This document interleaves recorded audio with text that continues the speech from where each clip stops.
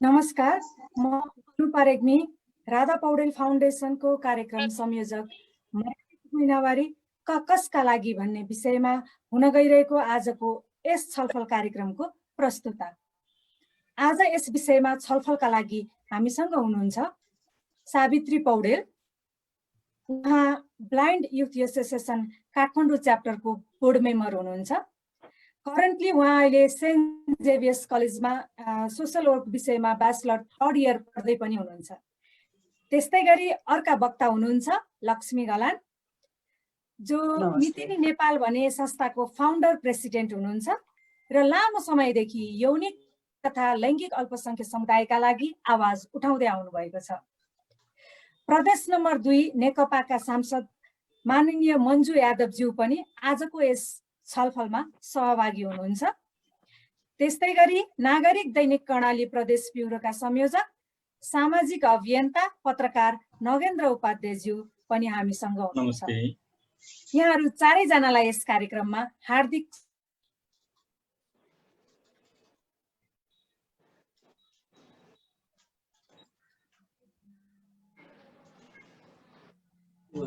र युट्युबमा सुनिरहनु भएको हेरिरहनु भएको यहाँहरू सबै दर्शक तथा श्रोताहरूमा हार्दिक स्वागत गर्दै यहाँहरूका आफ्ना प्रश्न तथा जिज्ञासाहरू हामीलाई पठाउँदै गर्नुहोला। हामी सकेसम्म यहाँहरूको प्रश्न तथा जिज्ञासालाई सम्बोधन गर्ने कोसिस गर्नेछौँ। सावित्रीजी, म तपाईबाट नै पहिलो प्रश्नको सुरुवात गर्न चाहे। आज हामी मर्यादित महिनावारी कसका लागि भन्ने विषयमा छलफल अगाडि बढाउन गइरहेका छौँ। त्यसैले तपाईले पहिलो पटक कसरी महिनावारीको बारेमा थाहा पाउनुभयो, आफू नहुँदै कसरी थाहा पाउनुभयो र महिनावारी भइसकेपछि के भयो र आफू पहिलो पटक महिनावारी हुँदा के गर्नुभयो, के बार्नुभयो, तपाईको अनुभवहरू सुनाइदिनुहोस् न हामीलाई। हस्, नमस्कार सम्पूर्णमा, म सावित्री पौडेल। मैले महिनावारीको बारेमा सर्वप्रथम थाहा पाएको चाहिँ म होस्टेलमा बस्थेँ। म आफैमा पनि एउटा पर्सन विथ भिजुअल डिसेबिलिटी अन्तर्गत पढ्दछु, अनि त्यही भएर मेरो नजिकै स्कुल नभएको हुँदाखेरि मलाई पढ्नको लागि म होस्टेलमा बसेर पढ्थेँ। अनि होस्टेलमा चाहिँ हामीभन्दा सिनियर दिदीहरू चाहिँ पिरियड्स हुनुभएको थाहा पाएँ मैले। पहिला सुरु चाहिँ मैले 4 कक्षातिर पढ्दाखेरि मेरो दिदीहरू, होस्टेलमै बस्ने दिदीहरू साथीहरू हुनुभएको देखेर त्यहाँबाट थाहा पाएँ। र विस्तृत रूपमा चाहिँ हामी कक्षा 6 मा पढ्दा टिचरले पढाउनुहुन्थ्यो, बुकमा चाहिँ कसरी हुन्छ, किन हुँदो रहेछ भन्ने कुरा विस्तृतमा चाहिँ हामीले इपिएस बुक पढ्दाखेरि मैले हेल्थ टपिकमा पढेको हो, एडोलेसेन्स भन्ने टपिकमा, त्यहाँबाट थाहा जानकारी पाउने अवसर पाएँ। अनि म आफू चाहिँ होस्टेल पनि बस्ने र त्यहाँ साथीहरू धेरै भएको थाहा पाएको हुनाले आफूलाई हुँदाखेरि चाहिँ मलाई धेरै त्यस्तो अप्ठ्यारो गाह्रो परेन। किनभने म 15 वर्ष हुँदाखेरि म पहिलो पटक महिनावारी भएकी हुँ। र म महिनावारी हुने क्रममा म मेरो यता घरमा आएको थिएँ। हाम्रो जब 8 कक्षा पुरा भएर म 9 कक्षामा जाने क्रममा चाहिँ म पहिलो पटक महिनावारी भएको थिएँ। र म पहिलो पटक हुने क्रममा चाहिँ मेरो घरमा कोही पनि हुनुहुन्थेन, म र दादा मात्रै थियौँ। मम्मीहरू बाहिर जानुभएको थियो। अनि सर्वप्रथम मलाई के गर्नु कसो गर्नु यसको बारेमा सबै थाहा हुँदै पनि अन्योल भयो कि अब दादा मात्रै हुनुहुन्छ, के गर्ने कसो गर्ने भयो। अनि मैले सुरुमा मम्मीलाई कल गरेँ, अनि मम्मीले यस्तो यस्तो गर भनेर आइडिया दिनुभयो। त्यसपछि मेरो दिदी हुनुहुन्थ्यो नजिकै, मेरो आफ्नो दिदी आउनुभयो र दिदीले मलाई सबै कुराहरू सरसफाइ यसरी गर्नुपर्छ, यसरी सेनिटरी प्याडहरू युज गर्नुपर्छ भनेर सबै जानकारी दिनुभयो। अनि हाम्रो स्कुल पनि लागिसकेको थियो, मेरो 9 कक्षाको सुरुवातको दिनहरू थियो स्कुलको। अनि म स्कुलमा होस्टेलमै गएँ र होस्टेलमा गएर नै मैले पहिलो महिनावारी मर्यादित रूपमा सजिलैसँग नै यो गरेँ। हजुर सावित्रीजी, तपाईलाई होस्टेलबाट दिदीहरूबाट चाहिँ थाहा भयो भन्ने कुराहरू गर्नुभयो। पहिलोचोटि त्यो प्याडहरू चाहिँ अब भिज्दाखेरि हैन कसरी त्यसलाई चाहिँ अब डिस्पोज गर्ने अथवा त्यो कति भिजेको छ भन्ने कुराहरूमा चाहिँ कतिको अप्ठ्यारो भयो? मलाई सुरुमा चाहिँ के हुन्छ कस्तो हुन्छ जति भन्ने फिलिङ्स भएको थियो। तर जब आफू भएपछि चाहिँ आफूलाई कति धेरै ब्लिडिङ भएको छ के भएको छ भनेर अनुभव गरिन्छ नि त। म देख्न त सक्दिनँ मेरो कति ब्लिडिङ भयो के भयो भनेर म देख्न त सक्दिनँ, तर अनुभव गर्दाखेरि मलाई यतिको भएको छ, यति जति भएपछि चाहिँ मैले चेन्ज गर्नुपर्छ है भन्ने त्यो आफैमा फिलिङ्स आउँदो रहेछ। त्यही अनुभवकै आधारमा मैले थाहा पाएर चेन्ज गरेँ। सुरुमा त मलाई दिदीले नै सिकाउनु भयो, यसरी गर्नुपर्छ, यसरी डिस्पोज हजुर हजुर गर्नुपर्छ, प्रत्येक 4 देखि 6 घण्टाको बिचमा चाहिँ प्याडहरू चेन्ज गरिराख्नुपर्छ। अनि तिम्रो फ्लो अनुसार पनि चेन्ज गर्न सकिन्छ। कसैलाई धेरै भयो भने 2 घण्टा 1 घण्टामा पनि गर्नुपर्ने हुन्छ भनेर मलाई सिकाउनु भएको थियो र त्यही अनुसार नै मैले आफूले फिल कति गरेँ त, कति अनुभूत भयो मलाई भन्ने आधारमा नै चेन्ज गरेको थिएँ। हजुर। तपाईँले त भन्नुभयो तपाईँले बार्नु भएन भनेर, तपाईँको साथीहरूले चाहिँ कस्तो भन्थे? उनीहरूले बारे कि बारेनन् होला त? महिनावारी हुँदाखेरि केही यस्तो हामी कुरा हुँदाखेरि घरमा जुन हजुर, बार्ने कुरा जस्तो कति दिन लुकाउने भन्ने हुन्छ होइन? हजुर। मेरो आफ्नै दिदीलाई पनि म सानै हुँदाखेरि दिदीलाई पनि सानोमा हामी गाउँमा थियौँ। गाउँमा त अनिवार्य बार्नुपर्ने चलन हुन्थ्यो अनि हाम्रोमा चाहिँ लुकाउने भन्दा पनि अर्कै टाढाको घरमा लगेर राखिदिन्थे के। लाइक अब आफ्नो घरमा चाहिँ बस्नु हुँदैन, केटीहरूले माइतीमा बस्नु हुँदैन भन्ने चलन हुन्थ्यो। अनि उहाँहरूलाई चाहिँ अलिक टाढाको घरमा आफन्तको घरमा गएर चाहिँ बस्नुहुन्थ्यो। त्योसम्मको मलाई अनुभव छ। अनि साथीहरूले पनि हामी चाहिँ बार्छौँ। अनि मैले कति प्रोग्रामहरूमा जाँदाखेरि पनि यो कर्णालीतिरको साथीहरूलाई भेट हुँदाखेरि हाम्रोमा चाहिँ छाउ पनि राखिन्छ भन्ने कुराहरू पनि सुन्नमा आएको छ, सुनिँदैछ। तर यो चाहिँ मेरो विचारमा चाहिँ बार्ने भनेको यो प्राकृतिक चलन हो। त्यही भएर यो प्राकृतिक हामी सबैलाई हुने, सबै महिलाहरूलाई हुने भएको कारणले गर्दा बार्नु चाहिँ हुन्छ जस्तो मलाई लाग्दैन, बार्नु पर्दैन। र यो हामीमा जुनमा हाम्रो मनोदशा छ नि, बारेन भने चाहिँ हजुर, केही सावित्रीजी भइहाल्छ कि हजुरको भगवानले हामीलाई घर कहाँ भन्नुभयो? नराम्रो गाउँ कहाँ भन्नुभयो? सावित्रीजी हजुरको गाउँ कहाँ भन्नुभयो? सिन्धुपाल्चोक हजुर, सिन्धुपाल्चोक हो दिदी। सिन्धुपाल्चोकमा तपाईँको दिदी हुँदा नै त्यहाँ चाहिँ लुकाउन लैजाने, अर्काको घरमा माइतीमा हुँदैन भनेर चाहिँ बार्न चाहिँ दिदीलाई चाहिँ बारियो। तपाईँ चाहिँ सहर आइसक्नु भएको हुनाले हजुर चाहिँ बार्न हुन्थ्यो। परेन भन्नुभयो। हस्, हामी फेरि पनि जोडिन्छौँ सावित्रीजीहरूसँग। हजुरको कुराको लागि धेरै धेरै धन्यवाद। अब म लक्ष्मीजीसँग अलिकति बुझ्न चाहन्छु। लक्ष्मीजी, तपाईँ लामो समयदेखि यो यौनिक तथा लैङ्गिक अल्पसङ्ख्यक समुदायका लागि आवाज उठाउँदै हिँड्नु भएको व्यक्ति, अहिले उक्त संस्थामा आबद्ध भइरहँदा तपाईँले आफ्नो संस्थामा महिनावारी बार्ने अभ्यास कस्तो देख्नु भएको छ? सर्वप्रथम त म यहाँलाई एकदमै क्षमा पनि चाहन्छु। एकदमै लेट रेस्पोन्स गरेँ। एकदमै के अरे मेरो इन्टेन्सनली चाहिँ त्यस्तो थिएन होइन।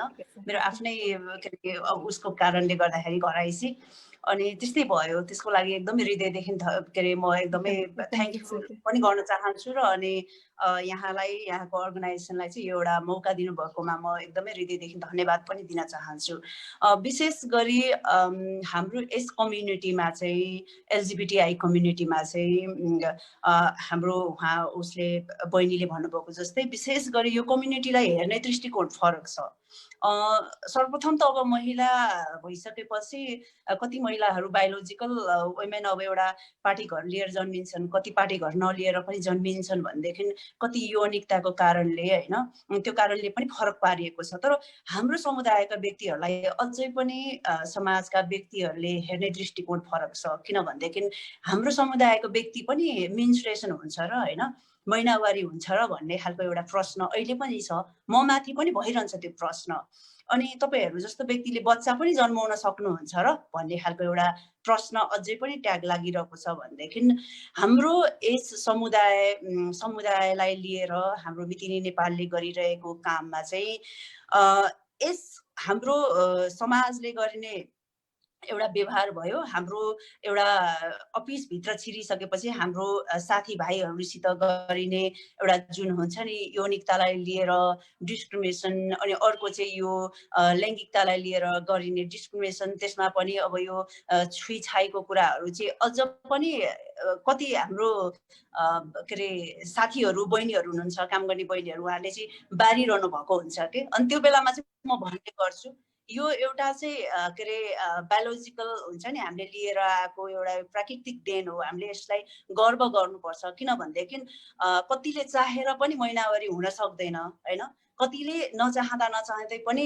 महिनावारी भइरहेको अवस्था छ कि त्यो चाहिँ कस्तो भनेदेखि यो कम्युनिटीभित्र चाहिँ कतिले मन नलागी पनि आफूले गर्व एउटा स्वीकार्न नसकेको अवस्थाले गर्दाखेरि मेन्स्ट्रुएसनलाई एकदमै टाढा राख्न परिरहेको छ। सिरिन्जहरू युज गरेर हुन्छ, दबाईहरू युज गरेर हुन्छ, उसको साइड इफेक्ट थाहा हुँदै पनि किन म यो भइरहेको छु भन्ने हुन्छ भनेदेखि कति त्यही भित्रको साथीहरू म चाहिँ किन मेन्स्ट्रुएसन हुँदैन भनेर होइन खसी काटेको त्यो ब्लिडिङहरू भयो, कुखुरा काटेको ब्लिडिङहरू कपडामा लगाएर हिँड्ने पनि छन् कि रहरको एउटा पाटो छ भने हाम्रै अफिसभित्र काम गर्ने बहिनीहरूले पनि बारिरहनु भएको अवस्था छ भने यो भनेको एउटा प्राकृतिक हो। यो फुल छ, जब मान्छेको एउटा फक्रिने समय हुन्छ होइन, फुल फुल्छ, त्यसलाई चाहिँ हामीले फुल्न दिनुपर्छ कि किनभने रोक्ने गर्ने त्यो चाहिँ एकदमै बिल्कुलै गर्नुहुन्न। र हाम्रो अफिसले मितिनी नेपालले पनि यसमा चाहिँ एकदमै यो मेन्स्ट्रुएसन अब हाइजेनिकको कुराहरू भयो होइन, अनि यो रिप्रोडक्टिभ हेल्थको उसमा चाहिँ एकदमै कामहरू पनि गरिरहेको छ। विशेष गरी हाम्रो एलजिबिटिआई भित्र पनि ट्रान्सम्यानहरू होइन, लेस्बियनहरू, बाइसेक्सुअलहरूलाई चाहिँ हामीले विशेष गरी चाहिँ यो विषयलाई लिएर नै एकदमै बढी मात्रामा कुराहरू भइरहेको हुन्छ भनेदेखि यो बार्ने र नबार्ने भन्दा पनि कतिजना चाहिँ एकदमै सङ्कुचित हुँदो रहेछन् कि आफैले पनि यो चाहिँ मैले बार्नु पर्छ भन्ने पनि हुँदो रहेछ। तर यो बार्नु पर्ने मलाई सरसफाइ चाहिँ एकदमै हुनुपर्छ यो अवस्थामा, तर बार्नु पर्छ भन्ने चाहिँ के अरे हाम्रो यो एउटा कन्जर्भेटिभ सोच छ नि, यो चाहिँ हामीले बिल्कुलै हटाउनु पर्छ। र हाम्रो यो अफिसमा चाहिँ यस्तो खालको यो हुन्छ नि क्लजहरू चाहिँ यस्तो छैन, यस्तो गर्ने भन्ने चाहिँ छैन। किनभनेदेखि उहाँहरूले बारिरहनु भएको छ भने बार्नु परेन, किनभनेदेखि सरसफाइ चाहिँ गर्नुहोस् तर यो चाहिँ बार्नु पर्दैन भन्ने खालको चाहिँ हामीहरूको एउटा यो भइरहन्छ, कुरा चाहिँ भइरहन्छ। जे होस्, अहिले चाहिँ मलाई के थाहा भयो भने कति अब लक्ष्मीजीहरूसँग त म कहिलेदेखिको साथी होइन, त्यति हुँदा नि खुलेर कुरा गर्नलाई चाहिँ के गर्नुहुन्छ होला, बार्नुहुन्छ कि हुन्न, विशेष गरी आज पूजापाठमा चाहिँ के गर्नुहुन्छ होला भन्ने कौतुलता थियो। आज अलिकति भए पनि भेटियो। अबका दिनहरूमा चाहिँ अरू साथीहरूलाई पनि यसरी नै खुलेर चाहिँ कुरा गर्नलाई चाहिँ सजिलो हुन्छ होला मलाई जस्तै। र हामीले बुझ्नु परेको, हामीले आज टपिक नै के राखेको छौँ भने मर्यादित महिनावारी कसका लागि, महिलाका लागि मात्रै हो त होइन।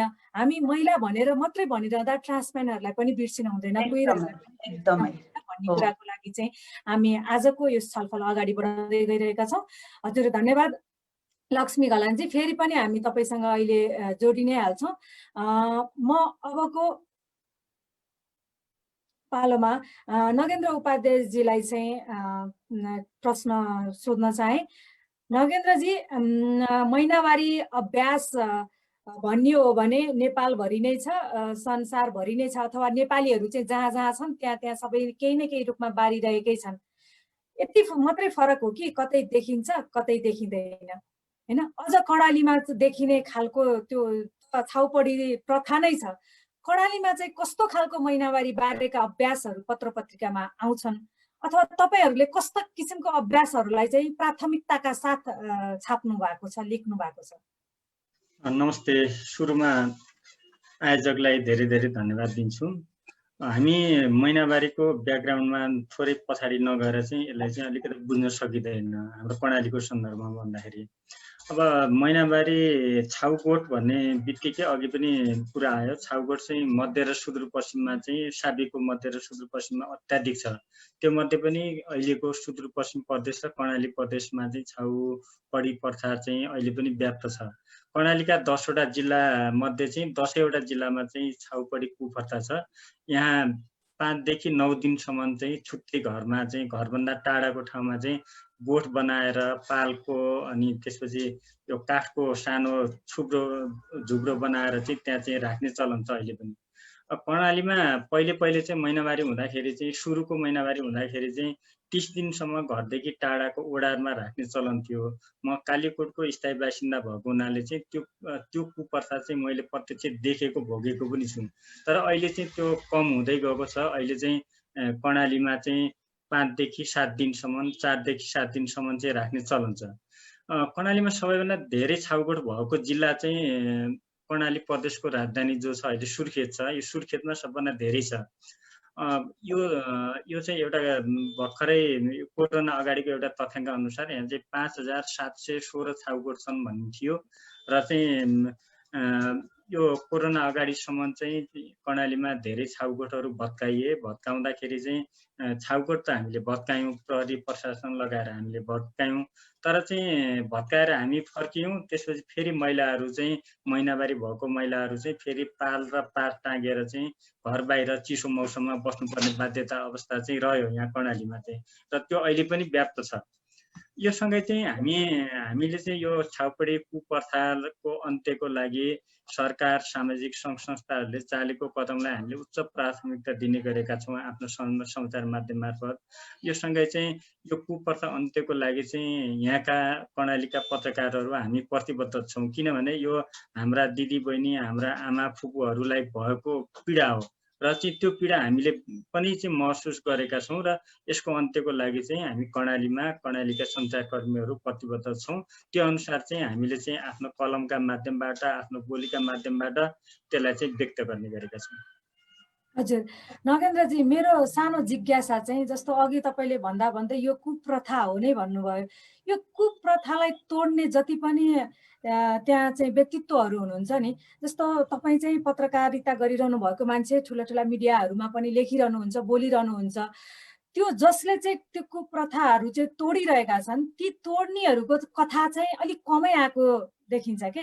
जब चाहिँ छाउगोठमा मान्छे मर्छन्, बलात्कारको शिकार हुन्छन् होइन, त्यसपछि चाहिँ ती व्यक्तिहरूको समाचार बनेर आएको हुन्छ होइन, छाउगोठ भत्काउँदाखेरिको समाचारहरू बनेर आएको हुन्छ। तर त्यो प्रथालाई तोड्ने त्यहाँका हिरोहरूलाई चाहिँ, सी हिरोहरूलाई चाहिँ उहाँहरूको चाहिँ पत्रिकामा उसमा चाहिँ धेरै चाहिँ नामहरू आइरहेको हुन्न, अथवा त्यो कामहरूको चाहिँ खबरहरू छापिरहेकै हुन्न। त्यतातिर हाम्रो कलम चुकेकै हो त? तपाईँले भनेकोलाई हेर्दाखेरि यो केही रूपमा सत्य पनि छ। जस्तो छाउगोठ भत्काउँदाखेरि धेरै समाचार आउँछ, छाउगोठमा चाहिँ बलात्कृत भएका समाचारहरू धेरै आउँछ, मृत्यु भएका, सर्पले टोकेर मृत्यु भएका समाचारहरू धेरै आउँछ। तर चाहिँ यो अभियानमा संलग्न जो अभियानलाई चाहिँ निरन्तर अगाडि बढाइराख्नु भएको छ उहाँहरूको बारेमा, जो चाहिँ अनसिन हिरो हुनुहुन्छ उहाँहरूको बारेमा चाहिँ समाचार आउँदैन जो भन्नुभयो, त्यो एक किसिमले सत्य पनि हो। तर अर्को कुरा के छ भने नि, हामी अभियान सुरु गर्दै जान्छौँ अनि त्यो अभियानलाई हामीले चाहिँ मिडियाको मार्फत बाहिर लिँदै जान्छौँ। तर अभियान कर्मी जो हुनुहुन्छ उहाँहरू पनि चाहिँ त्यसलाई चाहिँ निरन्तरता दिन नसकेको एउटा अवस्था छ कर्णालीमा चाहिँ। म हजुरलाई एउटा सानो तथ्याङ्क सुनाउँछु। कर्णाली प्रदेश प्रहरी कार्यालयको तथ्याङ्क अनुसार कोरोना अगाडिसम्म चाहिँ कर्णाली प्रदेशमा 2235वटा छाउगोठ भत्काइए। तीमध्ये 1924 त कर्णाली प्रदेशको राजधानी रहेको सुर्खेत जिल्लामै थियो, त्यो पनि 3वटा पालिकामा मात्रै, बराताल, पञ्चपुरी र चौकुने गाउँपालिकामा। 3वटा पालिकामा गरेर 1924वटा छाउगोठ भत्काइयो, जो कि लगभग 6000 को हाराहारीमा चाहिँ सुर्खेतमै छाउगोठ छ। भनेको यसको मतलब के हो भने कर्णाली प्रदेशको सुर्खेत योभन्दा पहिले पनि छाउगोठ मुक्त भइसकेको जिल्ला हो। अभियान गैर सरकारी संस्थाले चाहिँ अभियान चलायो, छाउगोठ मुक्त गरेर ऊ फर्कियो, फेरि चाहिँ छाउगोठ ठडिने अवस्था चाहिँ कर्णालीमा छ। हामीले चाहिँ छाउगोठ भत्काउने अभियानसँगै चाहिँ अहिले त 3 तहको सरकार छ, 3 तहको सरकार अन्तर्गतका कानुनी प्रक्रियाहरू पनि दण्ड सजायको व्यवस्था छ। यसलाई चाहिँ हामीले चाहिँ कडाइका साथ कार्यान्वयन गर्न सकेनौँ, पहिलो समस्या त्यहाँनिर हो। अर्को दोस्रो समस्या भनेको चाहिँ अहिले त स्थानीय सबभन्दा नजिकको सरकार स्थानीय तह छ। स्थानीय तहले चाहिँ आफ्नो वडामा, आफ्नो पालिकामा चाहिँ अलिकति कडाइ गर्न सक्थ्यो, त्यो कडाइ गर्न सकिराखेको छैन। यो कडाइ गर्न नसक्नुको 2-3वटा कारण देख्छु मैले। एक त पहिलो कुरो त आफू पनि त्यो बाट आएको हुनाले चाहिँ यसलाई त्यही सामान्य रूपमा लिनुभयो।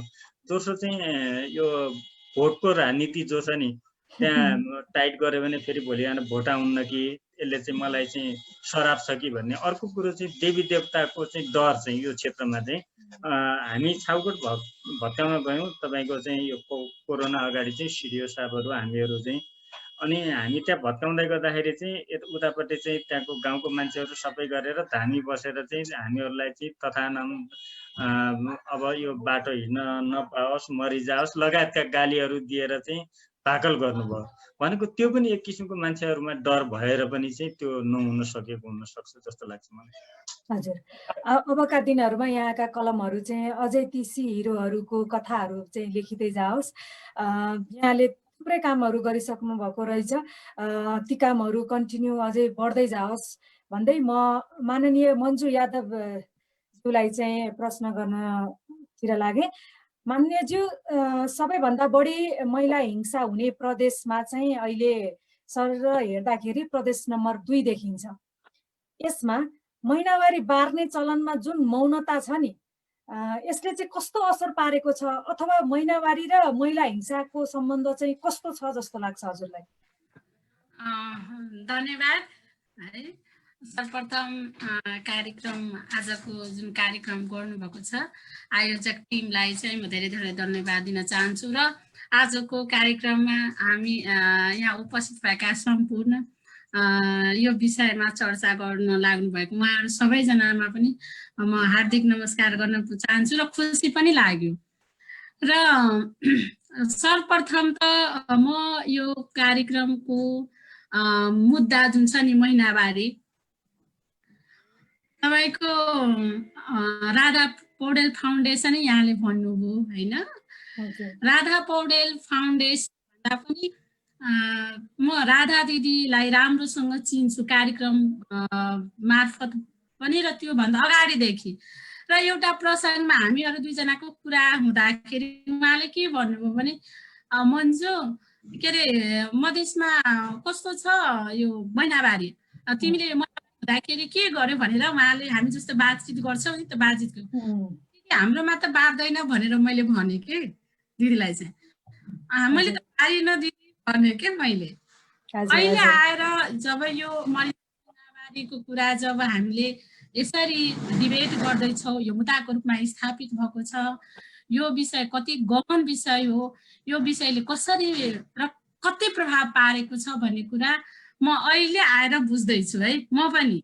र यहाँले भने जस्तै कि हिजो जसरी राधा दिदीसँग मेरो त्यो कुराकानी हुँदाखेरि चिया गफ भन्नुहोस् त्यसमा हुँदाखेरि मैले जसरी इनोसेन्टली हामी बार्दैनौँ, यो त सुदूरपश्चिमको मा बार्ने चलन छ जसरी मैले उत्तर दिएको थिएँ। आज के लाग्छ भने यो महिनावारी चाहिँ नेपालमा चाहिँ सबै ठाउँमा हैन, सबै परिवारमा हैन, सबै समुदायमा, सबै धर्म संस्कृतिमा यो कहीँ देखिने गरी बारिएको छ, कहीँ नदेखिने गरी बारिएको छ भन्ने मेरो चाहिँ अनुभवले भन्छ है।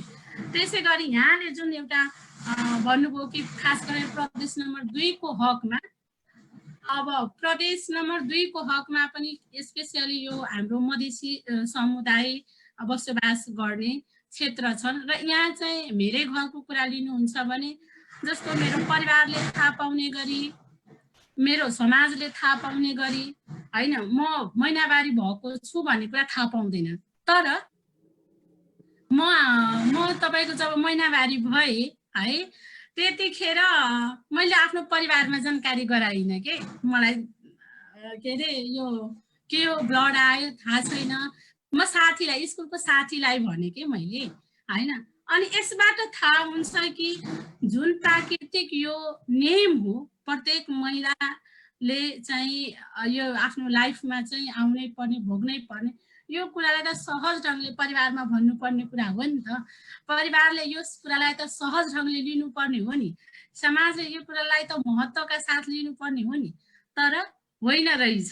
त्यसले गर्दाखेरि यो मैले एउटा प्रतिनिधिको हिसाबले भन्दाखेरि प्रदेश नम्बर 2 मा चाहिँ महिला हिंसा पनि यो महिनावारीबाट जोडिएको छ है। जस्तो तपाईलाई बताउँछु, बाल विवाह हुन्छ, अशिक्षा छ, गरिबी छ, महिलाहरूको राजनीतिमा कम पहुँच छ, प्रतिनिधित्व कम छ।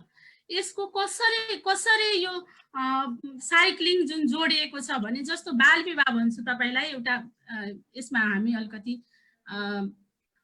कि जब मिन्स हुन बित्तिकै महिनावारी हुन बित्तिकै के हुन्छ भने यो अब म्याच्योर्ड भयो, चाहन्छ अब यो चाहिँ बिहे गर्ने बेला भयो है। यसको महिनावारलाई कहाँ जोडिन्छ भने बिहेसँग जोडिन्छ के। अब यसलाई चाहिँ गाउँबाट यदि जनकपुर अथवा कुनै सहरमा पढाउन गयो भने भोलि मेरो छोरी असुरक्षित हुने हो, भोलि के हुने हो भने असुरक्षाको समस्या हुँदो रहेछ। त्यस पछाडि के हुँदो रहेछ भने तपाईहरुले सुन्नु पनि भयो होला, यहाँ पत्रकार मित्र पनि हुनुहुन्छ हैन, यहाँ विभिन्न युवा साथीहरु हुनुहुन्छ, एक्टिभिस्टहरु हुनुहुन्छ हैन।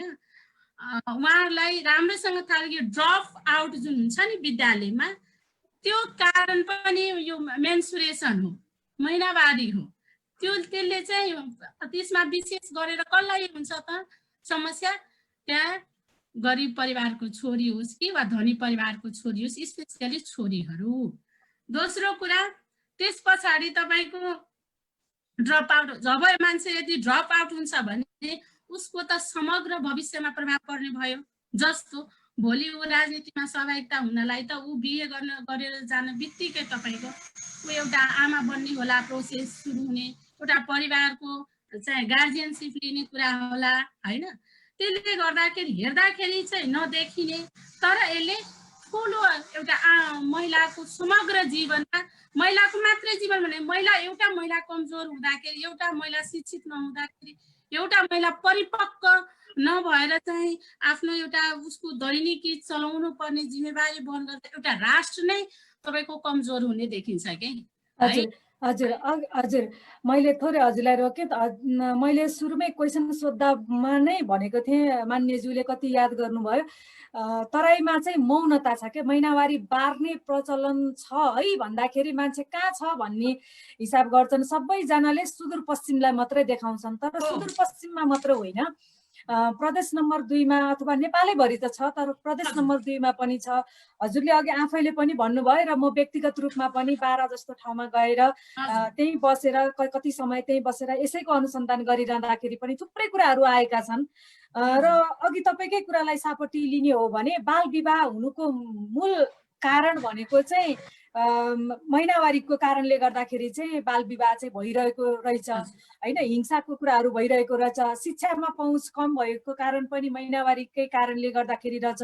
यदि हामीले मर्यादित महिनावारी नबनाउने हो भने, मर्यादित महिनावारीको कुराहरू, बहसहरू, छलफलहरू अगाडि नलिएर आउने हो भने र सधैँ बाल विवाहमा काम गर्ने हो भने मात्रै पनि बाल विवाह चाहिँ कम हुनेवाला रहेनछ। बाल विवाहमा काम गर्नेले पनि मर्यादित महिनावारीको बारेमा चाहिँ काम गर्नुपर्ने चाहिँ आजको आवश्यकता चाहिँ देखियो हजुरको कुराबाट, मैले त्यो बुझेँ। म फेरि पनि मान्यज्यूसँग जोडी नै हाल्छु। मैले अलिकति लक्ष्मी घलानजीसँग फेरि फर्किन चाहेँ।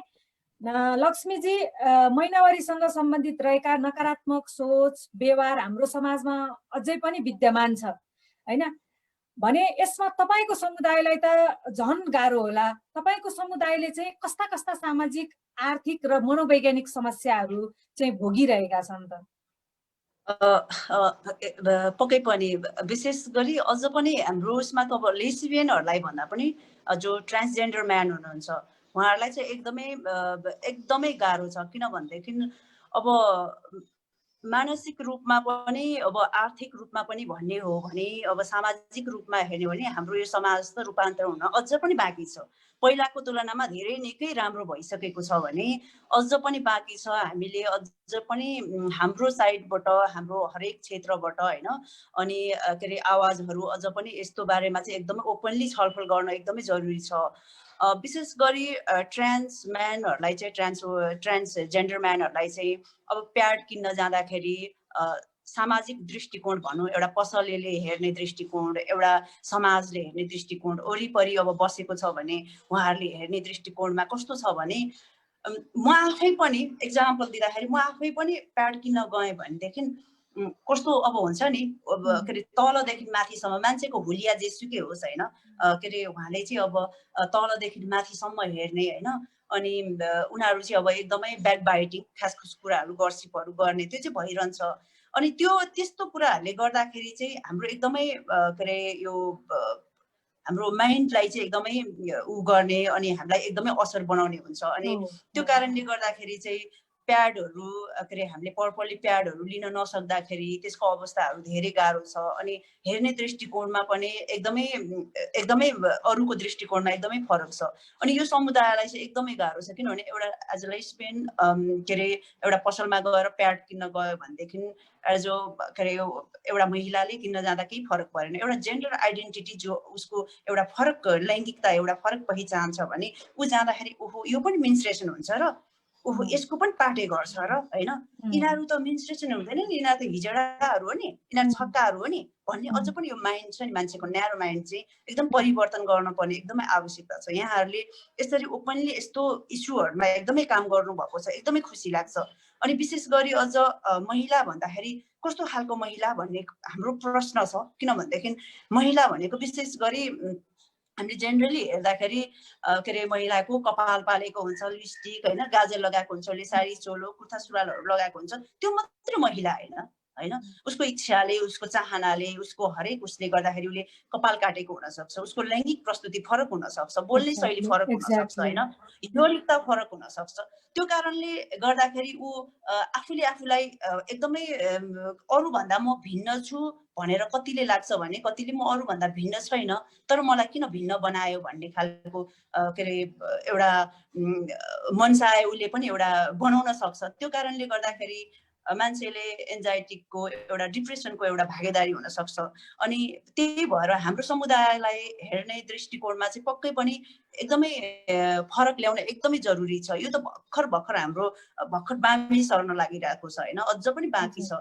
तर कति कुराहरूले चाहिँ हामीलाई एकदमै गाह्रो बनाइरहेको छ भने यो समुदायलाई कतिजना चाहिँ अब हुन्छ नि यही पिरले पनि कतिले चाहिँ अब डक्टरलाई नसोधिकन मेन्स्ट्रुएसन रोक्नको लागि कति दबाईहरू युज गरिरहेको हुन्छ है, मेडिसिनहरू युज गरिरहेको हुन्छ।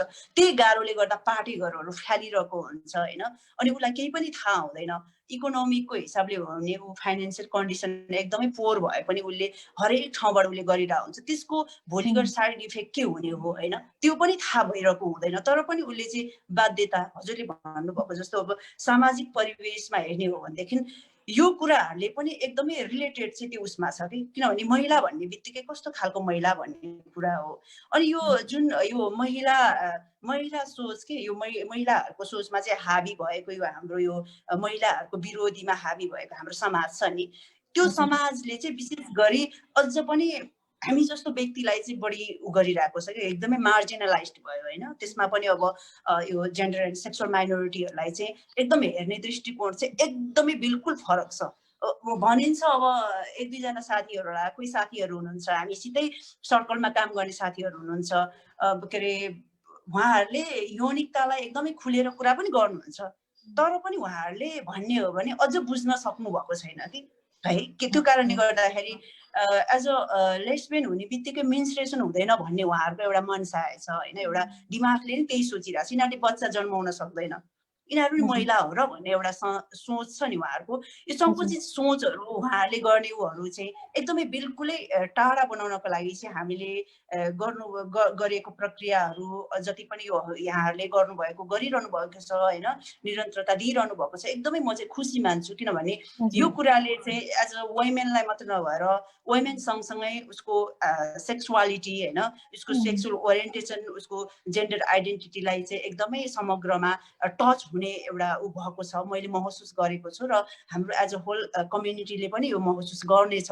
अनि त्यो कारणले गर्दाखेरि चाहिँ समाजमा जति पनि विकृतिहरू छन्, जति पनि विसङ्गतिहरू छन्, यही सोचको कारणले हो। त्यो कारणले गर्दाखेरि एज अ वुमेन, त्यसमा पनि सेक्सुअल ओरिएन्टेसन फरक भएको महिला होइन वुमेन, अनि त्यसमा पनि अब उसको gender identity as a different भइसकेपछि मान्छेले हेर्ने दृष्टिकोणमा चाहिँ पक्कै पनि यो उसले चाहिँ एउटा फरक ल्याउन सक्छ भन्ने म चाहिँ आशा गर्छु। हजुर लक्ष्मीजी, महिनावारी भन्नेको कुरा जसरी मान्छेले एकदमै सहज रूपमा लिएका छन् त्यो सहज वास्तवमै छैन।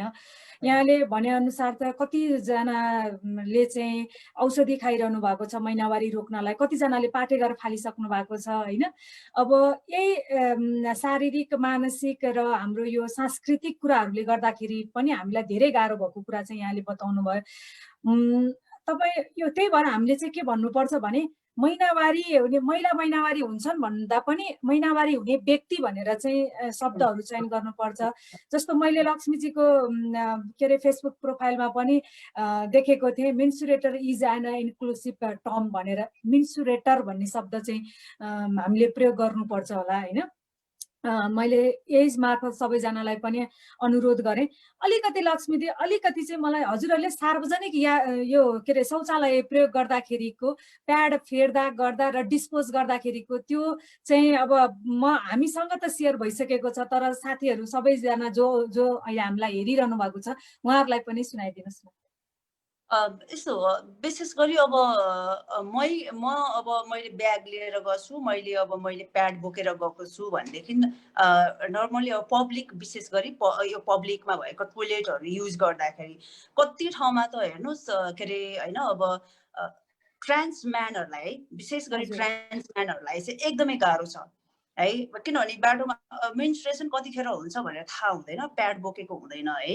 अनि प्याड बोकेको हुँदैन, इक्जाम्पल म दिन्छु, किनभनेदेखि एकजना हाम्रो ट्रान्सजेन्डर म्यान, हाम्रो हामी दाई भाइ पनि भन्छौँ के अरे, अब जेनरली हेर्दाखेरि हाम्रो यो समुदायमा दाई भाइ दिदी बहिनी भइहाल्छ जहाँ पनि होइन।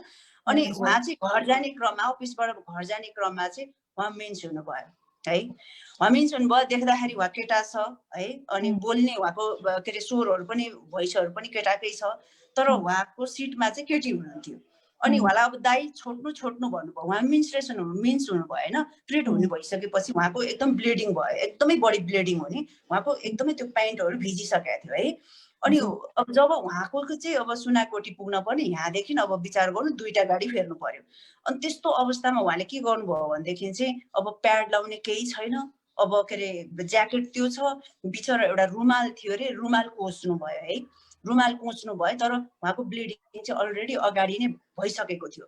अनि तपाईँ त अनि ऊ बहिनीले भने दाइ तपाईँ मिन्स भएको हो र भनेर भन्नुभयो अरे कि, उहाँलाई कस्तो अप्ठ्यारो फिल भयो अरे कि होइन। अनि त्यतिखेर अनि होइन भन्नुभयो अरे कि, तर उहाँले स्वीकार्न सक्नु भएन है। हाम्रो समुदायको एउटा के हो भन्दै कमजोरी पक्ष है, किनभनेदेखि आफूले जे हो त्यो स्वीकार्नु पर्छ हेर्नु है। यो किन यो हाम्रो यो प्राकृतिक देन हो, हामीले नस्वीकारिदिँदाखेरि यसमा आइपर्ने भरपाई आउने कुराहरूमा चाहिँ हामी आफै नै भागीदारी हुनुपर्छ। त्यो कारणले हाम्रै समुदायका साथीहरू पनि सुन्दै हुनुहुन्छ। अनि यहाँहरूलाई पनि मैले चाहिँ यो मेरो हार्ट सजेस्ट के हो भनेदेखि, म जे हो म एज अ म्यान हो, ठिक छ, मलाई म्यान स्वीकारोस् या नस्वीकारोस्, मैले स्वीकारेपछि सिद्धियो। तर त्यसको कुराले गर्दाखेरि अरूलाई पनि कसरी उहाँहरूलाई मैले भन्ने कसरी होइन, मेरो यो यौनिकतालाई स्वीकार्न उहाँहरूलाई मैले के कस्तो उहरू गर्ने, तर मेरो कुराले चाहिँ उहाँलाई असर पर्नु भएन। त्यही विषयलाई लिएर चाहिँ उहाँले भन्नुभयो अरे के अरे, खोइ थाहा छैन बहिनी को मिन्स भएको थाहा छैन भनेर उहाँले भाडा तिरेर जानुभयो अरे कि। अनि त्यस्तै चाहिँ अब टोइलेट जाँदाखेरि अब प्याडहरू हेर्नु है, अब एउटा एज अ म्यानको टोइलेटमा जाउँ भने ऊ बायोलोजिकल वुमेन हो है। अनि उसले प्याड फेर्न पर्यो, अब म्यानको टोइलेटमा त एउटा डब्बा हुन्छ, उनीहरू त पिनस निकाल्छ, सु गर्छ, जान्छ होइन, उनीहरूलाई त केही मतलबै भएन।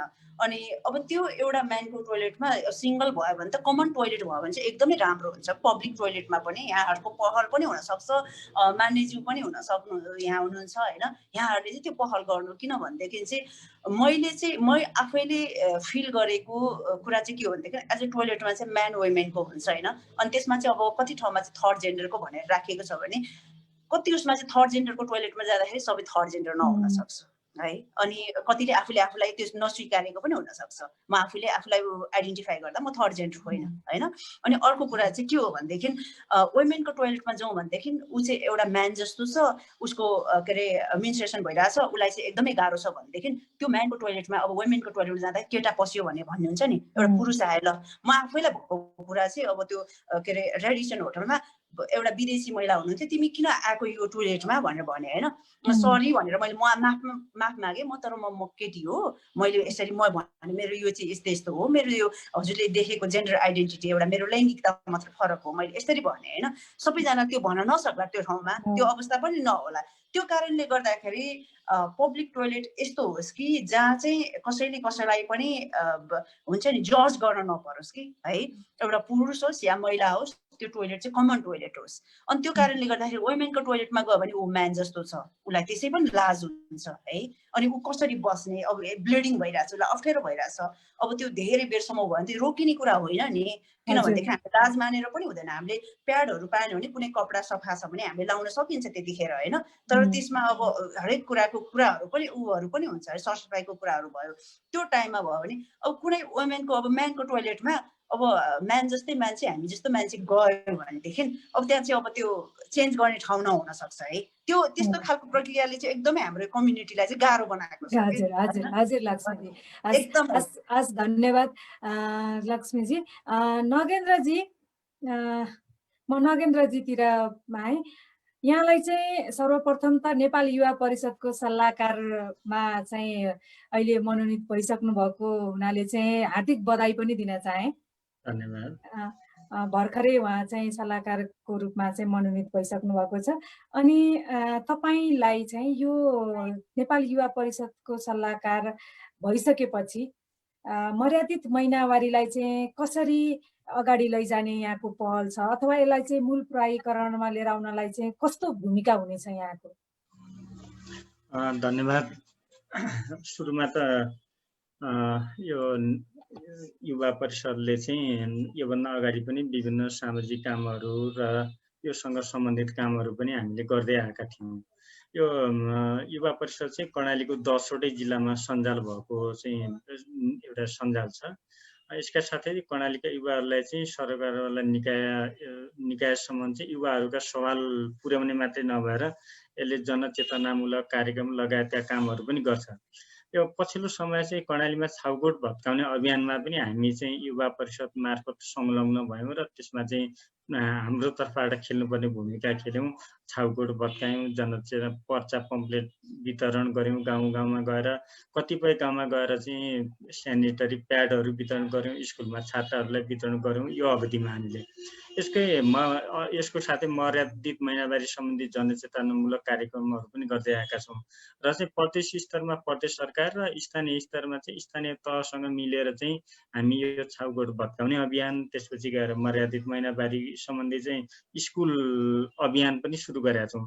स्कुलमा गएर चाहिँ यो मर्यादित महिनावारीको बारेमा कक्षा लिने, अनि त्यसलाई चाहिँ हामी चाहिँ लिपिबद्ध तरिकाले कुन जिल्लामा कुन पालिकामा कति भयो भनेर त्यसलाई चाहिँ हामीले मासिक रूपमा एउटा तथ्याङ्क राख्ने काम पनि भएको छ। युवा परिषदले त्यो गरेको छ र चाहिँ यो अभियान यो युवाहरू जो गाउँदेखि प्रदेश लेभलसम्म हुनुहुन्छ उहाँहरूले चाहनुभयो र हामीले चाहिँ त्यसलाई चाहिँ अलिकति बढी इनिसिएसन लग्यो भने चाहिँ यस्तो कुपचाहरू या जनचेतनामूलक कार्यक्रमहरू अझ व्यापक हुन्छ भन्ने हामीले लाग्छ र चाहिँ त्यो अभियानमा चाहिँ हामी संलग्न छौँ।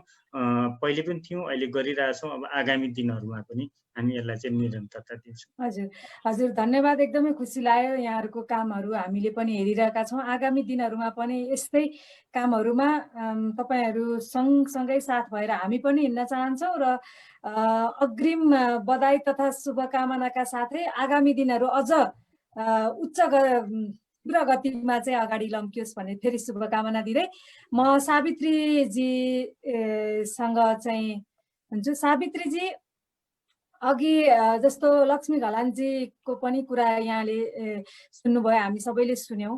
अहिले चाहिँ हुन त तपाईँले अघि पहिला महिनावारी हुँदा कस्तो थियो भन्ने कुराहरू भन्नुभयो। अहिले चाहिँ तपाईँ महिनावारी हुँदा कस्ता कस्ता शारीरिक मनोवैज्ञानिक समस्याहरूको चाहिँ सामना गरिरहनु भएको छ? म आफू एउटा दृष्टिबिन भएको हिसाबले मैले फेस गर्नुपर्ने प्रब्लम चाहिँ कस्तो भन्दाखेरि हामी महिनावारी हुँदाखेरि सेनिटरी प्याड युज गर्छौँ, तर त्यो प्याड पनि डेट सकिएको हुनसक्छ, डेट गएको हुनसक्छ।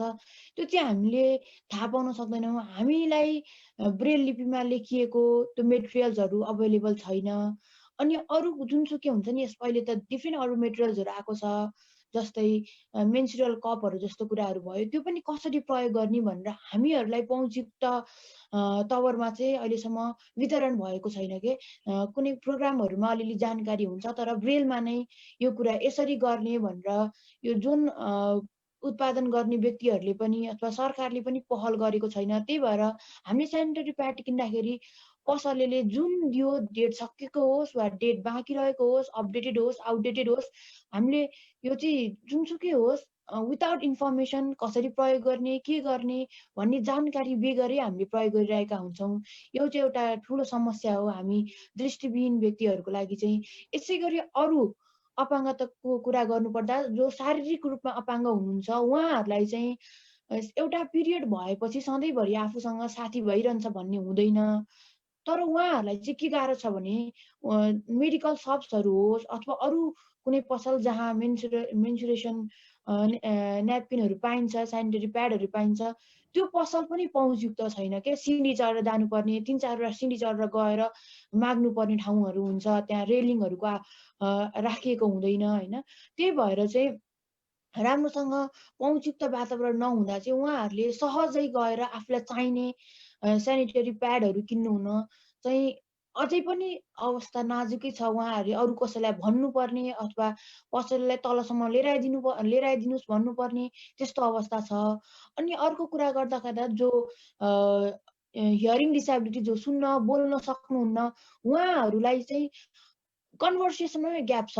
अब उहाँहरूले के माग्न खोज्नु भएको हुन्छ, के चाहनु भएको हुन्छ, उहाँको शारीरिक समस्या के छ भनेर बुझिदिने त्यो स्तरको मान्छेहरू नै पसलमा अथवा इभन हस्पिटल्सहरूमा त्यो स्तरको व्यक्तिहरू नै हुनुहुन्न। त्यही भएर उहाँहरूलाई पनि आफूले कस्तो अवस्था भोगिरहेको छु, आफूलाई के चाहिएको, आफूले शारीरिक मानसिक रूपमा कस्तो समस्या भोगिरहेको छु भनेर उहाँहरूले पनि व्यक्त गर्न सक्नुहुन्न। आफूले भनेको कुरा बुझिदिन सक्ने साङ्केतिक भाषा बुझ्ने व्यक्ति नहुनुहुँदाको कारणले गर्दा। अनि अर्को भनेको सबैभन्दा धेरै असर हामीले देख्दा चाहिँ परेको भनेको बौद्धिक अपाङ्गता भएका व्यक्तिहरू जो इन्टेलेक्चुअली डिजेबल हुनुहुन्छ, जो चाहिँ आफू के गर्दैछु, आफूलाई के भइरहेको छ भनेर थाहा पाउन सक्नुहुन्न। उहाँहरूलाई पनि एकदमै गाह्रो छ, किनभने उहाँहरू त टोटल्ली आफ्नो फ्यामिलीमा नै डिपेन्ड हुनुपर्छ होइन। अनि उहाँहरूलाई सहयोग गर्नु भनेको त उहाँको दिदीबहिनी आमाहरूले हो। अनि जब घरमा उनीहरूको दिदीबहिनी आमा नहुनु भएको अवस्थामा उनीहरूको बाबाहरूले पनि उनीहरूलाई चेन्ज गराइदिनु पर्ने हुन्छ। अनि त्यस्तो फ्यामिली भएको जो इन्टेलेक्चुअली डिजेबल भएको फ्यामिली भएको परिवारमा चाहिँ अझ दबाब पनि हुने गर्छ कि यस्तो गाह्रो गरी उनीहरूलाई महिनै पछि मेन्सुरेसन हुँदाखेरि उनीहरूलाई चेन्ज गराइदिनु परिरहनु भन्दा बरु तपाईँहरूले फ्यालिदिए पनि हुन्थ्यो नि उसको पाठेघर भनेर त्यस्तो खालको टर्चर पनि भोग्छ कि यो बौद्धिक अपाङ्गता भएका परिवारले। त्यही भएर उहाँहरूलाई कतिकोमा चाहिँ हामीले पाठेघर फाल्नु भएको पनि हामीले सुनेका छौँ। त्यही भएर कुनै पनि व्यक्तिलाई प्राकृतिक रूपमा हुने त्यो मेन्सुरेसनलाई समेत उनीहरू स्टप गर्न बाध्य छ समाजको दबावको कारणले गर्दा। अनि फिजिकली डिजेबल हामी जाने वासरुमहरू टोयलेट्सहरू पनि हामी पहुँचयुक्त हुँदैन के। कति पब्लिक टोयलेटहरू हुन्छ, पब्लिक टोयलेटहरू त व्हिलचेयर त लगाएर एक्सेसिबल व्हिलचेयर लगाएर त्यो व्यक्तिले गएर त्यो मेन्सुरेसन भएको व्यक्ति गएर प्याड चेन्ज गर्ने सिचुएसन त हामी कल्पना गर्न पनि धेरै गाह्रो छ के पब्लिक टोयलेटहरूमा। पहिलो सुरुमा त पानी नै हुन पाउन गाह्रो छ, त्यही अनुसार व्हिलचेयर छिर्ने वातावरण हुँदैन, सिँढी भइदिन्छ, त्यसले गर्दा पनि धेरै गाह्रो हुन्छ।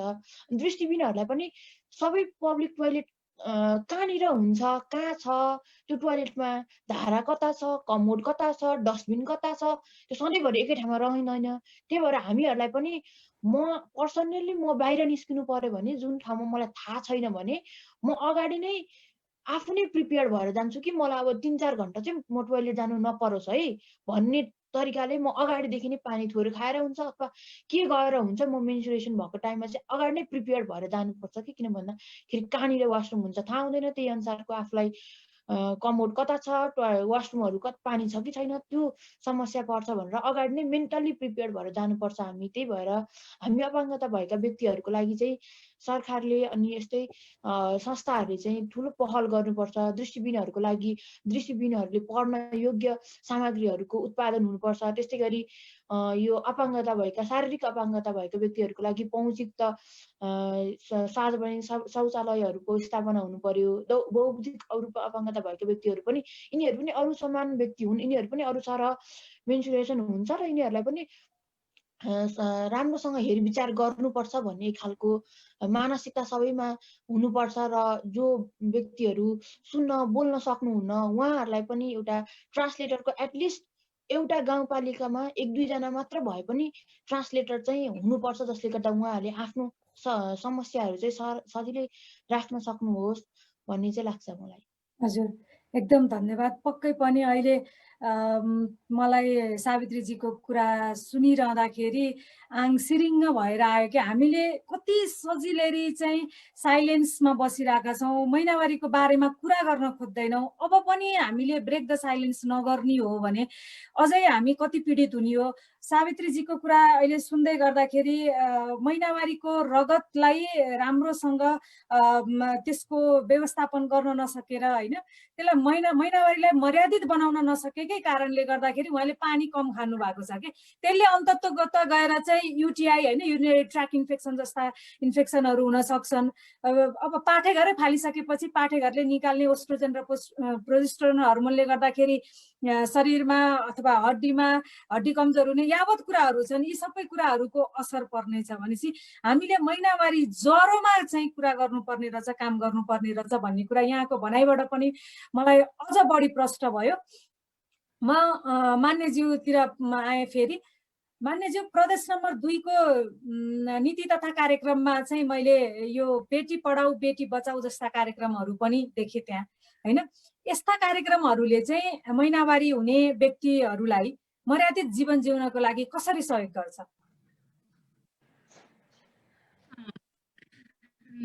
अनुपमाजी, यो यहाँले मजाले जोड्नुभयो है यो बेटी पढाऊ बेटी बचाऊ कार्यक्रमलाई खास गरेर होइन। यो प्रदेश नम्बर 2 को सरकारले चाहिँ यो कार्यक्रम ल्याउँदाखेरि यो कार्यक्रम आफैमा सकारात्मक कार्यक्रम हो, यसलाई सकारात्मक रूपले लिनै पर्छ। तर यो बेटी पढाऊ बेटी बचाऊ कार्यक्रमले एउटा हुर्कदै गरेको छोरी है, त्यो छोरीलाई चाहिँ हामीले के बनाउन खोजेको? सक्षम नागरिक बनाउन खोजेको है। दोस्रो कुरा भनेको एउटा संसारमै मान्यता कि एउटा मानव अधिकारको प्रत्याभूत हुने खालको हरेक महिलाले चाहिँ त्यो आफ्नो जीवन बाँच्नुपर्छ है, महिला पनि। त्यस पछाडि उसले चाहिँ एउटा सभ्य मानव कसरी हामीले बनाउन सक्छौँ भन्ने यो 3टा कुराको हिसाबले हेर्दाखेरि पनि यो बेटी पढाऊ बेटी बचाऊ कार्यक्रमले चाहिँ जस्तो तपाईको जुन छोरी विद्यालयमा उसले सही शिक्षा प्राप्त गर्न सक्दैन, अघि सावित्रीजीले भनेको कुरा म जोड्न चाहन्छु कि तपाईको नेपाल सरकारको खास गरी प्रदेश नम्बर 2 को विद्यालयहरू तपाईँ हेर्नुहोस्। हामी जाउँ हेर्न, कुनै पनि विद्यालय चाहिँ महिला मैत्री छोरी मैत्री यो कार्यक्रमकै हिसाबले पनि छोरी मैत्री एउटा पनि टोयलेट छैन भनेपछि यो कार्यक्रमले कसरी चाहिँ त्यो छोरीलाई बचाउन सक्छन्? कसरी यो कार्यक्रमले चाहिँ त्यो छोरीहरूको जुन एउटा आत्मविश्वास छ हैन, जो हिंसाबाट कसरी बचाउन सक्छ त? यो कार्यक्रम सकारात्मक छ, तर यो कार्यक्रममा दीर्घकालीन रूपमा चाहिँ यो महिला भित्र रहेका जुन समस्याहरू छन्, जुन महिला हिंसाका कुरा होस् अथवा अशिक्षाका कुरा हुन् वा तपाईको के भन्छ यो एउटा सक्षम नागरिक बनाउने हिसाबले यो कार्यक्रमले मात्रै सम्बोधन गर्न सक्दैन हैन। मैले चाहिँ त्यसरी बुझिरहेको छु। अर्को कुरा चाहिँ मैले के देखिरहेको छु कि अहिलेसम्म हेर्नुस् त अन्तमा चाहिँ हाम्रो मित्रहरूको म खास गरेर हाम्रो पत्रकार नगेन्द्रजीलाई म बधाई पनि दिन चाहन्छु। युवाहरूको एउटा प्लेटफर्ममा चाहिँ उहाँ चाहिँ सल्लाहकारको जिम्मेवारी पाउनु भएको छ। स्यानिटरी प्याड वितरण गर्ने कुरा भयो हैन, तर अहिलेसम्म कुनै पनि विद्यालयमा छोरीहरूले स्यानिटरी प्याड हामीले उपलब्ध गराउन सकेका छैन। न सङ्घ सरकारले सकेको छ, न प्रदेश सरकारले सकेका छ, न स्थानीय सरकारको प्रायोरिटीमा परिरहेछ है। दोस्रो कुरा चाहिँ संविधानमा चाहिँ हाम्रो नेपालमा जहिलेदेखि 2047 सालदेखि जुन संविधानहरू हामीले पढ्दै आयो त्यसका बारेमा चाहिँ बोल्दै आयो, त्यहाँ भएका कानुनहरू चाहिँ बनाउँदै गयो। तर आजको मितिसम्म पनि हामी महिलाहरू खास गरेर चाहिँ एउटा यो देशको म पनि एउटा सक्षम नागरिक छु, यो देशको म पनि एउटा चाहिँ मर्यादित भएर जीवन बाँच्न पाउने अधिकारको चाहिँ आज पनि हामीले ग्यारेन्टी गर्न सकेका छैनौँ। आज पनि तपाईको रेप किन हुन्छ? रेप किन हुन्छ, बाल विवाह किन हुन्छ। आज एउटा महिनावारीको मुद्दामा अझै पनि राष्ट्रियको मुद्दा बन्न सकिरहेको छैन। अझै पनि हामीले पहल गर्नुपर्ने छन्। अस्ति मैले देखेँ कि हाम्रो महिला मन्त्रालय, खास गरेर सङ्घको मन्त्रालयले एउटा कार्यक्रम इनिसिएसन भन्दा पनि सहयोग गरेको जस्तो मैले पाएँ। मैले भन्न खोजेको यस्तो जोडिएको छ महिलाको जीवन, होइन। र त्यसरी चाहिँ जस्तो प्रदेश नम्बर 2 ले पनि स्कुलमा अरू केही नगरे पनि अहिले चाहिँ महिला मैत्री टोयलेट, महिला मैत्री चाहिँ एउटा क्वालिटी भएको के अरे शिक्षा हामीले दियो भने यो कार्यक्रमले त सार्थकता पाउँछ नि त, होइन। सुन्नु भएको छ? हजुर, पाउँदै गइसकेपछि त्यसमा मर्यादित महिनावारीका कुराहरू पनि राखेर चाहिँ यसबाट पक्कै पनि काम गर्न सकिन्छ होला। हामी समय लगभग अब हामीसँग एकदम थोरै मात्रै छ। म हाम्रो साथीहरूलाई, प्यानलका साथीहरूलाई चाहिँ एकदमै छोटकरीमा टु दी पोइन्ट कुराहरू चाहिँ भनिदिनु हुनको लागि रिक्वेस्ट गर्छु। मैले नगेन्द्र उपाध्यायज्यूलाई चाहिँ सोधेँ, तपाईँ कर्णाली प्रदेशमै कार्यरत व्यक्तित्व, यहाँलाई अवगत नै छ गत माघ 10 गते प्रदेश सरकारले चाहिँ तपाईँले अघि भनेअनुसार तपाईँ पनि सायद त्यो कार्यक्रममा पनि हुनुहुन्थ्यो, माघ 10 गते प्रदेश सरकारले मर्यादित महिनावारी घोषणा पत्र चाहिँ लागू गरेको छ, होइन। त्यसमा यहाँको व्यक्तिगत अब संस्थासँग जोडिनु भएको हुनाले संस्थागत रूपमा कसरी र कस्तो खबरदारी गरिरहनु भएको छ भनेर चाहिँ एकदमै छोटोमा भनिदिनु होला। धन्यवाद। यो माघ 10 गते गृहमन्त्री रामबहादुर थापाको उपस्थितिमा तिनै तहका सरकार बीच चाहिँ मर्यादित महिनावारी र कर्णाली प्रदेशलाई नै छाउपडी मुक्त बनाउने विषयमा त्रिपक्षीय सम्झौता भएको थियो। त्यसमा म आफै पनि संलग्न र चाहिँ त्योभन्दा अगाडि चाहिँ त्यति बेलाको तत्कालीन प्रहरी प्रमुख सहित हामी चाहिँ केही छाउकोट भत्काउने बेला गाउँमा पनि गएका थियौँ। अनि यो असारमै कर्णालीलाई छाउकोट मुक्त अभियान बनाइसक्नु पर्ने थियो र छाउकोट मुक्त बनाउनु पर्ने थियो, तर चाहिँ कोरोनाको कारणले यो अभियान विषयमा रोकिएको छ। तैदेखि कोरोना सुरु भयो, त्यो कारणले यो अहिलेसम्म चाहिँ कार्यान्वयनमा चाहिँ आउन सकेका छैन। अनि अर्को चाहिँ यो सामाजिक विकास मन्त्रालयले चाहिँ मर्यादित महिनावारी सम्बन्धी एउटा कार्यविधि तयार गरेको छ र त्यो कार्यविधि अहिले चाहिँ कर्णालीको मन्त्री परिषदमा पुगेको छ। कार्यविधिमा चाहिँ तीन तहका सरकार बीच चाहिँ मिलेर कामहरू गर्ने, प्रदेश स्तरीय सञ्जाल गठन गर्ने र स्थानीय सरकारले गर्नुपर्ने जिम्मेवारीका कुराहरू चाहिँ यसमा समेटिएको छ। यो सँगै चाहिँ केही स्थानीय तहले, कर्णालीका केही स्थानीय तहले छाउपडी मुक्त कार्ड भनेर चाहिँ छाउपडी कोट नभएको घरलाई चाहिँ यो कार्ड दिने र त्यो कार्डको आधारमा चाहिँ सरकारी सेवा सुविधाहरू, सिफारिसका कुराहरू, जो सरकारी कागजातहरू हुन्छ त्यसलाई चाहिँ दिने भन्ने कुरा छ। अनि यो सँगै अघि सानो कुरा म जोडिहालौँ, कर्णाली प्रदेश चाहिँ बाल विवाहको हिसाबले पनि एकदमै जोखिमयुक्त जिल्ला हो र चाहिँ कर्णाली प्रदेश सरकारले अहिले चाहिँ बैङ्क खाता छोरीको सुरक्षा जीवनभरिको कार्यक्रम लागू गरेको छ। छोरी जन्मिँदा बित्तिकै सरकारले चाहिँ बैङ्क खातामा चाहिँ पैसा जम्मा गरिदिने, यो क्रम चाहिँ 20 वर्षसम्मलाई चाहिँ निरन्तरता दिने। यसको मूल उद्देश्य चाहिँ भनेको छोरी बीच चाहिँ हुने, छोराछोरी बीच हुने विभेद, बाल विवाहको अन्त्य र चाहिँ छोरीलाई चाहिँ उच्च शिक्षासम्मको ग्यारेन्टीको कुरा यसमा समेटेको छ र चाहिँ यो कार्यक्रम चाहिँ कर्णालीमा चाहिँ अहिले प्रभावकारी पनि छ। धन्यवाद। हजुर, धन्यवाद। अब लक्ष्मीजी, हाम्रो यो यौनिक तथा लैङ्गिक अल्पसङ्ख्यक समुदायका व्यक्तिहरूको चाहिँ महिनावारीलाई मर्यादित बनाउन कसको अनि कस्तो किसिमको भूमिका हुनुपर्छ र महिनावारीलाई मर्यादित बनाउन मितिनी नेपालले पनि यसका लागि के काम गरिरहेको छ? हुन त तपाईँहरूले थुप्रै काम गरिरहनु भएको छ यसमा, त्यसमा चाहिँ सर र हामीलाई पनि केही जानकारी गराइदिनुहोस् न। एकदमै पक्कै पनि मितिनी नेपालले चाहिँ विशेष गरी अब महिलाहरूको महिनावारी भन्दा पनि विशेष गरी अब व्यक्तिकै कुरामा चाहिँ पहल गरिरहेको छ। किनभनेदेखि जो महिला, मैले अघि पनि भने पाटेघर भएको महिला पनि हुनसक्छ, पाटेघर नभएको महिला पनि हुनसक्छ। जुन हाम्रो यो के अरे एउटा यौनिकताले फरक बनाएको छ, एउटा लैङ्गिकताले फरक पारिएको छ भनेदेखि यस्ता खालका महिलाहरूलाई हेर्ने दृष्टिकोण एकदमै फरक छ है। अनि यहाँहरूको जीवनशैली पनि अरूले देख्दाखेरि एकदमै फरक देखिन्छ, तर फरक छैन।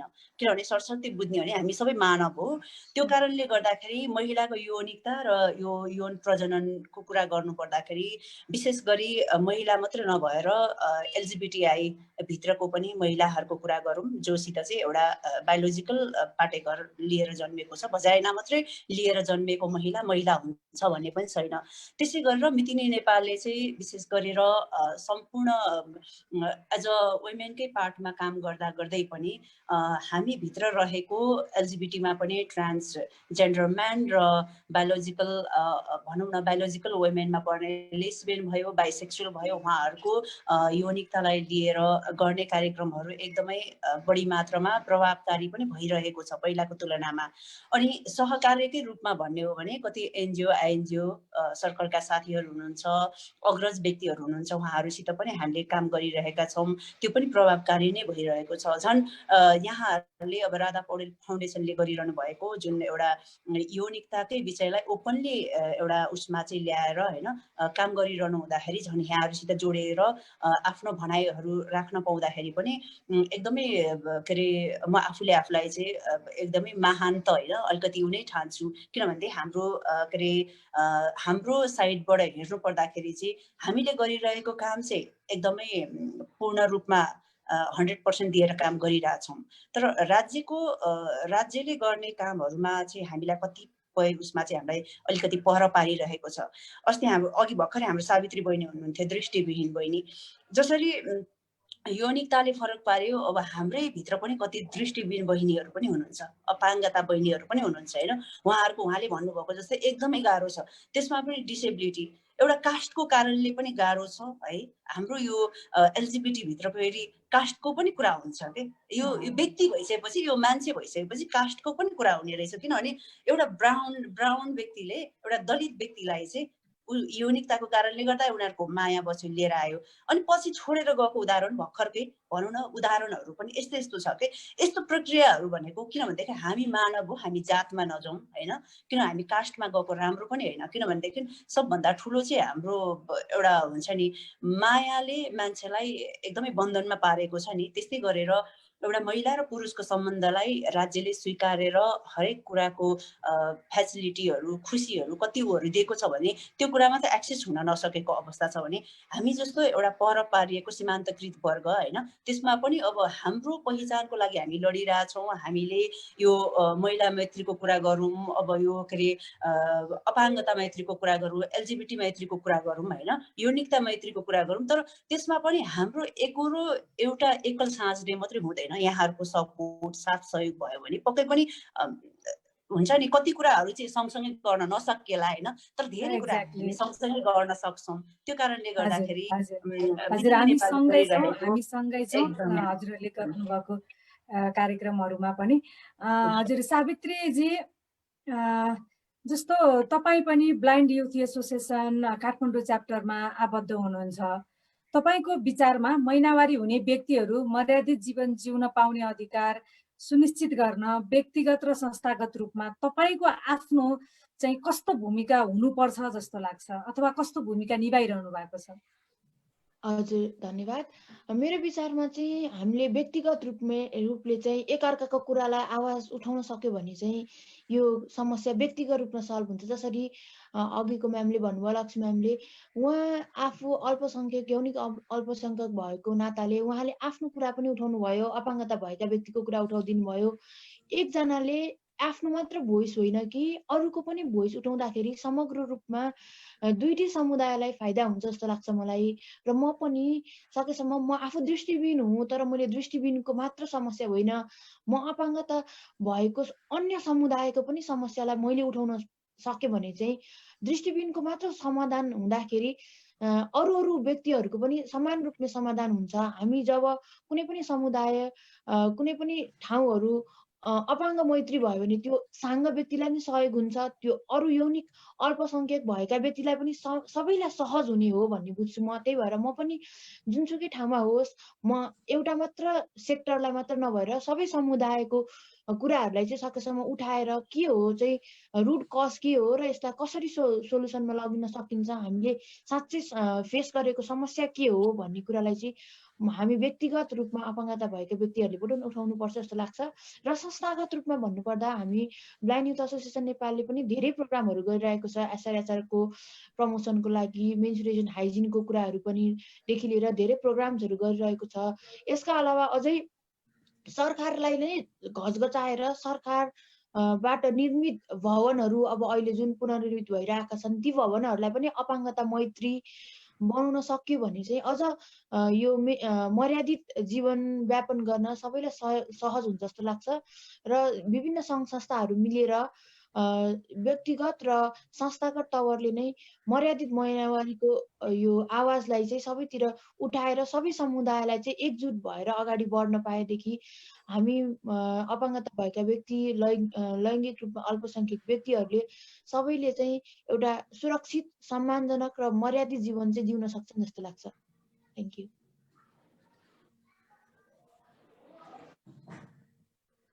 पनि मर्यादित महिनावारीको बुलन्द आवाजले कसैलाई पनि छोड्ने छैन र छोडिनु पनि हुँदैन। म माननीय मन्जु यादवजीलाई चाहिँ सोधेँ, मन्जुजी तपाईँको पार्टीले मर्यादित महिनावारीलाई राजनीतिक मुद्दाको रूपमा लिएको छ कि छैन, अथवा नेकपाको घोषणा पत्रमा चाहिँ के लेखिएको छ?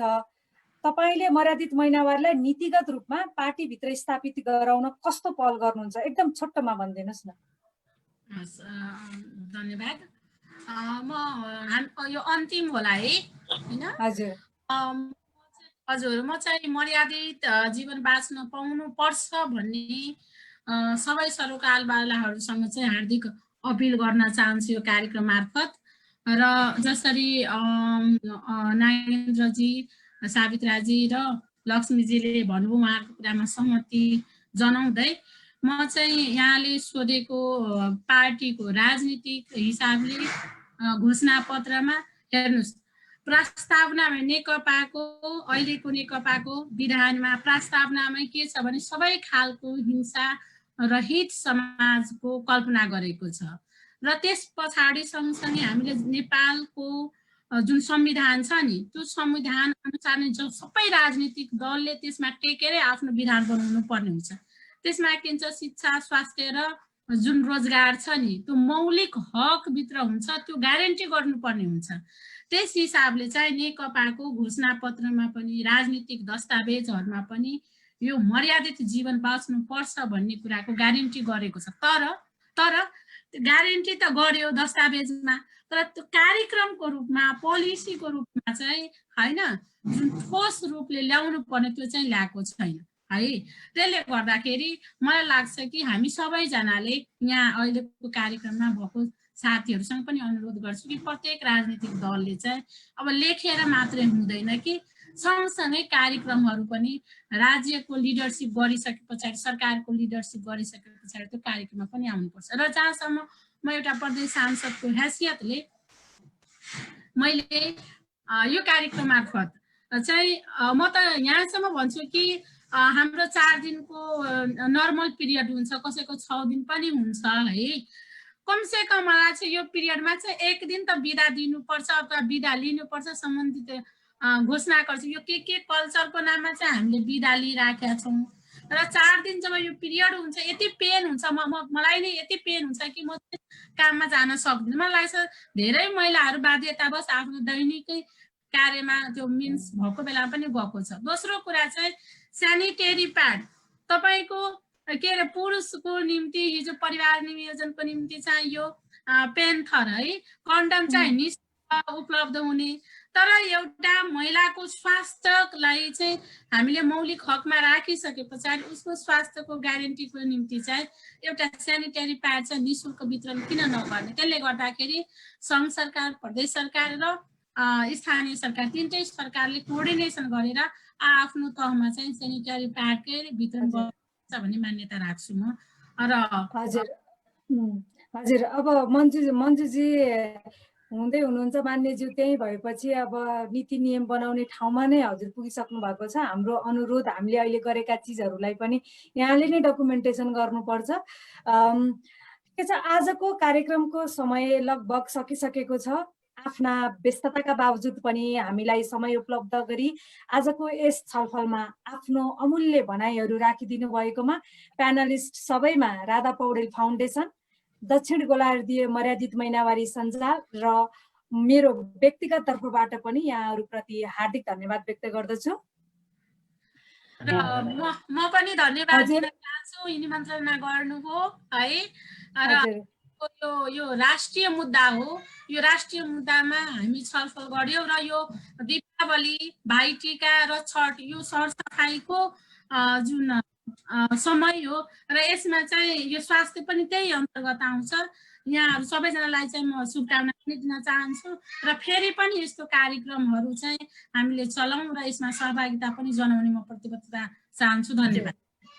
हजुर, मर्यादित महिनावारीलाई संस्थागत गर्न यस अभियानमा हामीलाई साथ दिँदै गर्नुहोला र आगामी 25 नोभेम्बरदेखि 10 डिसेम्बरसम्म लैङ्गिकतामा आधारित हिंसा विरुद्ध 16 दिने दिवसभित्र लैङ्गिकतामा आधारित हिंसाको मूल कारण आजको छलफलबाट पनि त्यसलाई अझ बढी प्रष्ट भएको छ। मूल कारण शक्ति संरचनाको जरो महिनावारी सम्बन्धित नकारात्मक सोच, धारणा र अभ्यास नै हो। त्यसैले आगामी डिसेम्बर 8 लाई दोस्रो मर्यादित महिनावारी दिवसको रूपमा आफ्नो ठाउँबाट भव्यताका साथ मनाउन हुन हार्दिक अनुरोध गर्दछु। साथै दर्शकहरू, हामी तपाईहरूको सामु पुनः अर्को कार्यक्रम लिएर उपस्थित हुने नै छौँ। तिनजेलसम्मको लागि म लगायत हाम्रा सम्पूर्ण प्यानलिस्टहरूलाई आजको यस कार्यक्रमबाट बिदा माग्छु। हस्त नमस्कार, यहाँहरूको दिन शुभ रहोस्।